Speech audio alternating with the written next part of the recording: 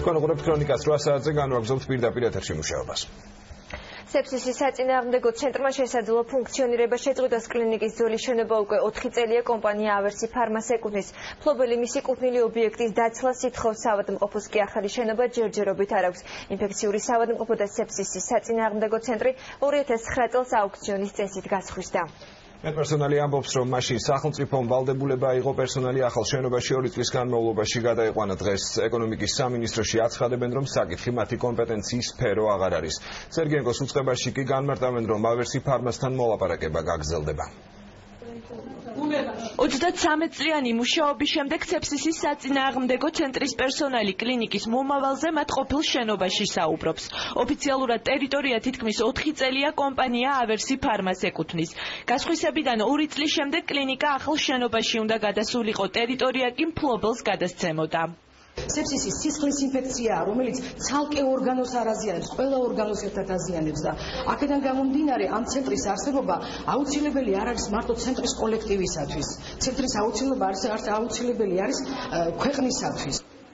ვადა, რომელიც სახელმწიფომ პერსონალის ახალ შენობაში გადასაყვანად აიღო 2011 წელს ამოიწურა. სწორედ ამ დროისთვის დასრულდა ის პერიოდიც, რომელიც ავერსმა კლინიკის თანამშრომლებს ობიექტით უსასყიდლოდ სარგებლობისთვის მისცა. მფლობელისგან წერილობითი მოთხოვნა ცენტრმა მიმდინარე წლის 11 აპრილს მიიღო.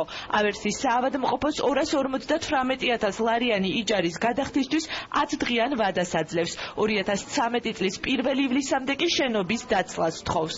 ჩვენ ესე იგი იმ ძველმა მთავრობამ გაყვიდა სრულიად უპასუხისმგებლოდ, სრულიად უმართებულად და ჯერჯერობით ამ ახალი ხელისუფლებისაგანაც მიუხედავად იმისა, რომ ძალიან დიდი იმედი ჰქონდა დაგვეხმარებოდა, ჯერჯერობით რეალურ ნაბიჯებს ჩვენი დახმარებისას ვერ ვხედავთ.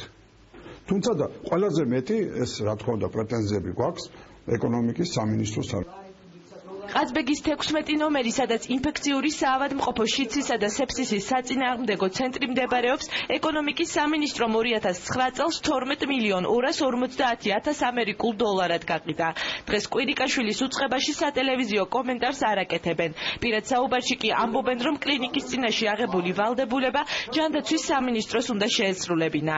სერგენკოს უწყება კლინიკისთვის პროფილის შენარჩუნებისა და ავერსთან მოლაპარაკებების გაგრძელების აუცილებლობაზე საუბრობს.